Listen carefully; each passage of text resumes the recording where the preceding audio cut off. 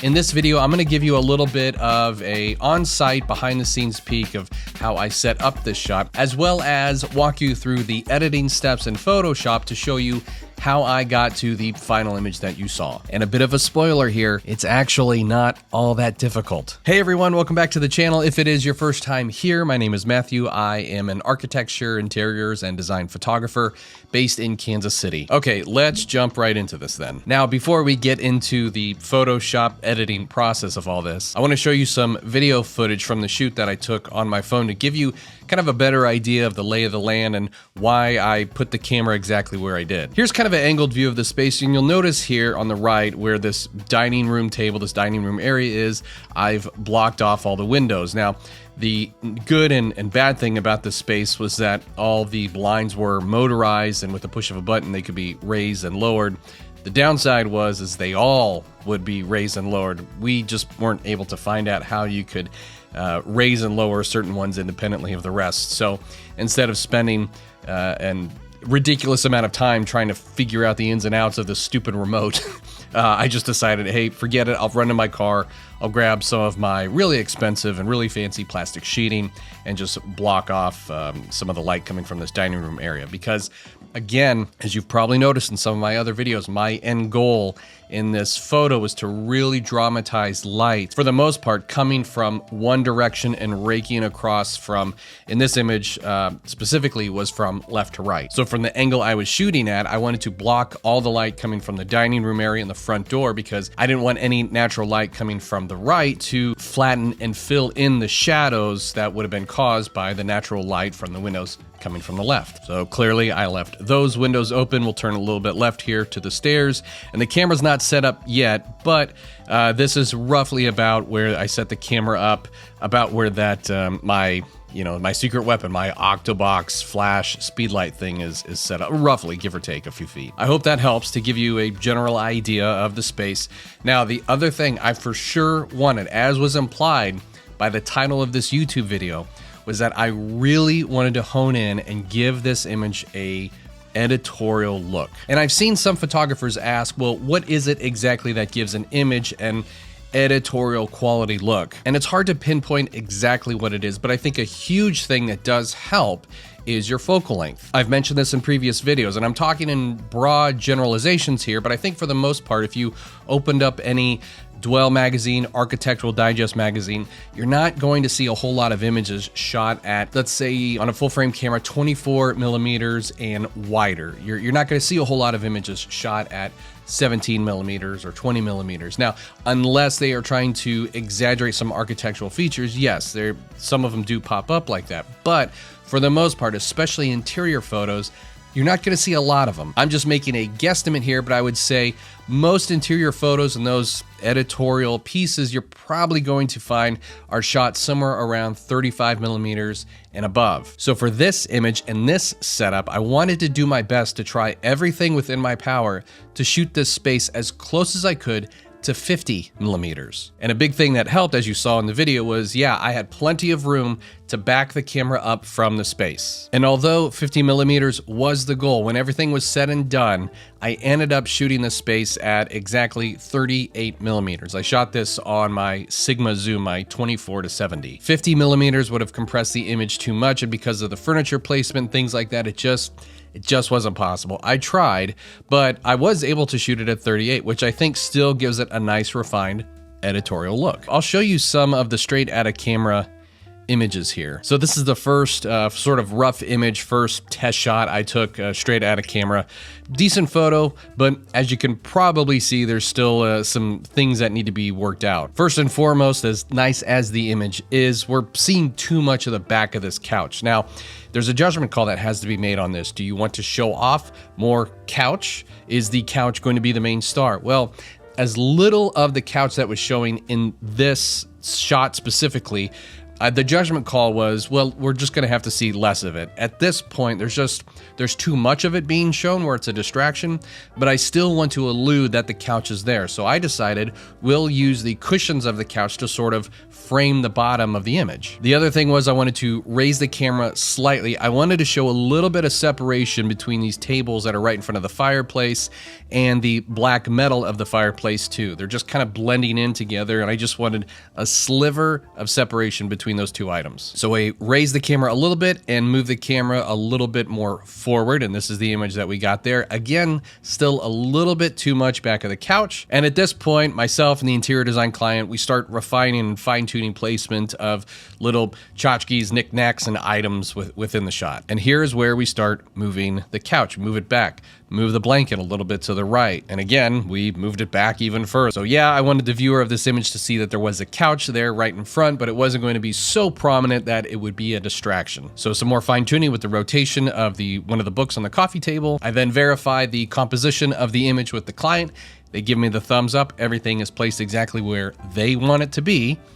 And I say, okay, I'm gonna start taking my official exposures then. And again, nothing too complicated or crazy here. Yeah, the TV artwork kept going on and off, and one of the people on the interior design team asked me, does it need to be on for the whole thing? I said, no, that was the art that they did want on the television. I said, hey, as long as I have it in one frame, I can paint it on after the fact if need be, so not a huge deal. And then this is where I start implementing flash into the scene. My general rule of thumb, it's not necessarily based on stops or shutter speed or anything like that, but I will do my best to try to take the natural light within the space and then take it down to a point where the ambient light has now become what you might consider fill light. But then I build back up the rest of the light, or what you might consider key light, with the flash. So now I'm kind of controlling even more so the key light in the image. In this image specifically, I'm now using flash to sort of emphasize or exaggerate, embellish, whatever word you want to use,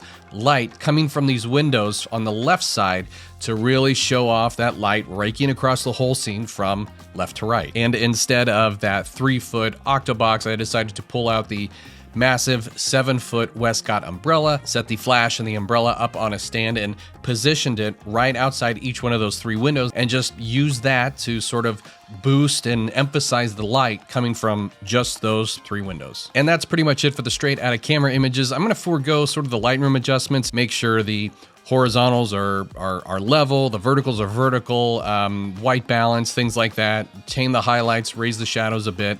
And then, then we throw it all into Photoshop. So really, from a technical standpoint, we really haven't done anything that would be considered difficult per se. The most tedious part was just trying to figure out exactly where the camera would be placed, and then the placement of the furniture and the items within the shot. And if you're familiar with how to use off-camera flash, really all I did was shoot the flash via an umbrella through the window, mimicking natural light. That's it. So I take the layers that I want to use, put them in Photoshop, and I decided to just use one of the flash layers as my base. No specific reason for this one in particular, because what I did was now I use an image where I shot from a different window. If you remember, there was 3 in a row, and I just took one where I shot maybe from another one and just changed the mode to lighten. So I'm just adding more of that soft light coming in through a different window. I combined those two in a single image, and for the most part, that's about the look that I was wanting.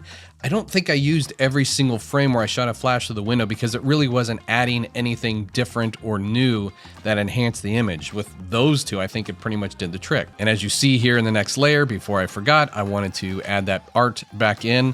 That was a request from the client. I flattened that, combined that all into an image, and here's where we start cleaning things up a bit. The next layer is a hue saturation layer.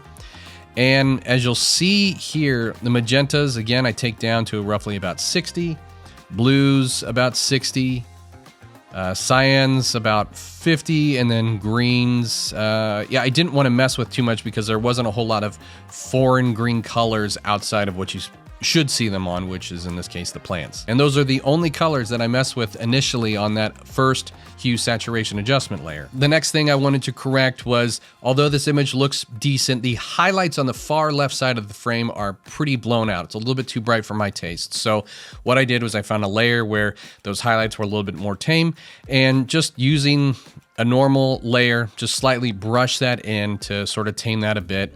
There's kind of a before and after, before, after. That's it, nothing too crazy. Flatten that all into its own image. And then the other thing that I noticed, this was such a nitpick on my part, it was something I should have picked up on site, as when you're doing a 1-point perspective and you want things to be symmetrical, after the fact I noticed that the tables were not necessarily centered. The one on the left was decent, the one on the right needed to be scooted over just a few inches, and clearly you can't do that after the fact, but I was able to just a bit in Photoshop. So I just nudged it over a bit to open up that space there, and then extend it on the right side to even everything out and flatten that back in the image. Boom. Now, for the most part, yeah, we've got everything pretty symmetrical. Next up, I use a color layer to clean up the image a little bit more. In summation, all I really do is take a white soft brush and brush in some of the white walls and ceiling just to remove some excessive yellow color cast, things like that. And again, it's a really soft brush. I don't think I use the brush at 100%, but at this point, this is off and on, off and on. Probably something that's negligible at this point, but again, we're just doing these small little things to sort of refine it and give it a really nice editorial quality look. Next up is an additional color layer where I will now use a black brush and sort of use this for the most part on the coffee tables where some of those blue color tones were left over from the other hue and saturation layer. As you saw, I didn't remove the blues completely, but I just used the black to sort of clean it back up.